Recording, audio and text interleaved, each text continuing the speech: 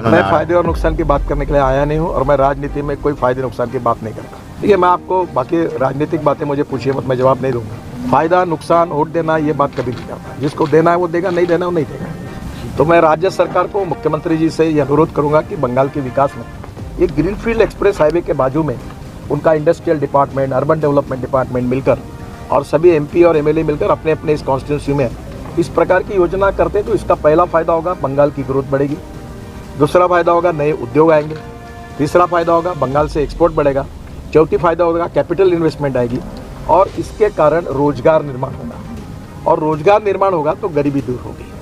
तो बंगाल भारत को आत्मनिर्भर भारत बनाने का जो प्रधानमंत्री जी का सपना है और जो $5 ट्रिलियन इकोनॉमी बनाने का जो हमारी सबकी प्रयास चल रहा है, उसमें बंगाल का भी विकास उतना ही आवश्यक है। तो हम पूरी तरह से निश्चित रूप से इस सब विकासों में हम पूरी तरह कंट्रीब्यूट करेंगे, सहयोग करेंगे। हमें land acquisition, utility shifting, forest environment clearance में हमें उतना ही सहयोग राज्य सरकार से भी मिलेगा और MP और MLAs का भी मिलेगा। तो हम जल्दी काम कर सकें, हमारे पास पैसे का प्रॉब्लम नहीं है, हम काम कर सकते हैं। अभी हम कैपिटल मार्केट में गए थे तो हमारे NHI का हम अनकन्वर्टेबल डिबेंचर्स इनविट में और 10 दिन की मुदत थी, तो पहले दिन 7 घंटे में 7 टाइम्स ओवर सब्सक्राइब हो गए। इतना पैसा लोगों ने दिया।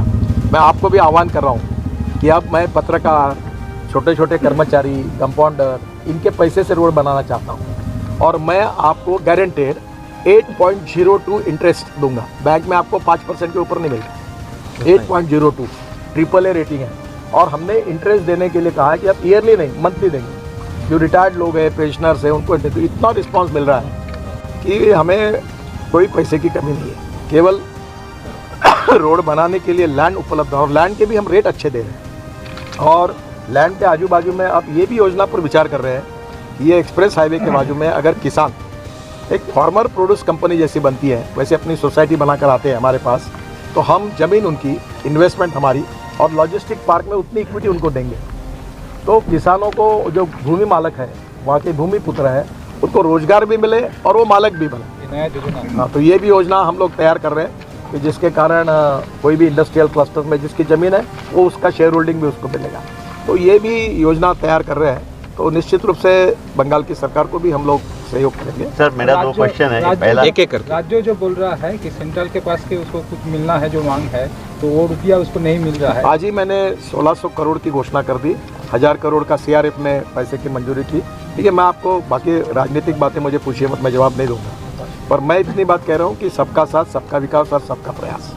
और इसलिए बंगाल के विकास में हम सब लोग, भारत सरकार, प्रधानमंत्री और मेरा डिपार्टमेंट पूरा सहयोग करेगा और यहाँ कोई हम राजनीति नहीं करेंगे। हम लोग जो भी काम करने लायक है वो काम में राज्य सरकार को पूरा सहयोग करेंगे, क्योंकि बंगाल हमारा देश है, यहाँ की जनता भी हमारी है और हम जनता के हैं। तो इसमें सबका विकास होना चाहिए और रोड सब जगह जाता है। वो कौन MP है, कौन से पार्टी का है, MLA कौन से पार्टी का है, ये हमने कभी सोचा नहीं है। हम जो आवश्यक है वो काम सब जगह करेंगे और इसमें कोई पार्टीबाजी नहीं होगी। ये विकास के आधार पर ये काम होंगे, यही मैं आपको विश्वास। लेकिन सर, बंगाल में जो लैंड एक्विजिशन का गवर्नमेंट का पॉलिसी है कि गवर्नमेंट जोर से किसी भी लैंड को नहीं लेगा अगर लोग खुशी से लैंड देना नहीं चाहे तो, जिसके वजह से काफ़ी सारे प्राइवेट इंडस्ट्रियलिस्ट भी वेस्ट बंगाल में आना नहीं चाहता है। देखिए, हमारे रोड की जो पॉलिसी है उसमें स्टेट गवर्नमेंट के लैंड एक्विजिशन के जो लॉ और नियम बने हुए हैं उसी के अनुसार लैंड एक्वायर्ड होती है और राज्य सरकार के जो कलेक्टर होते हैं, जिसको काला है, वही करते हैं। और उसमें जो आज प्राइजेस मिल रहे हैं, आप जाकर जब लोगों में पूछोगे तो मार्केट प्राइस से 25%, 30% ज़्यादा मिल रही है। और मैंने आगे की बात जो कही है कि अगर इंडस्ट्रियल पार्क या लॉजिस्टिक पार्क, इंडस्ट्रियल क्लस्टर्स के लिए अगर फार्मर्स आएंगे, 25 लोग मिलके, मेरी हमारी 600 एकड़ जगह है, तो हम अगर वहाँ 1000 करोड़ की इन्वेस्टमेंट आएगी तो उसमें इक्विटी पार्टनर में उनको लेंगे ताकि उनको उसका फायदा मिलते जाएगा। जो बोला हाँ, और दूसरी बात जो मैं कह रहा हूँ, ये आप भी जानते हैं कि अभी ये रिंग रोड बन रहा हूँ मैं सिलीगुड़ी का। अब आज उसकी कॉस्ट जो है वो समझो 1 रुपया है, रोड बनने के बाद 5 रुपये होगी।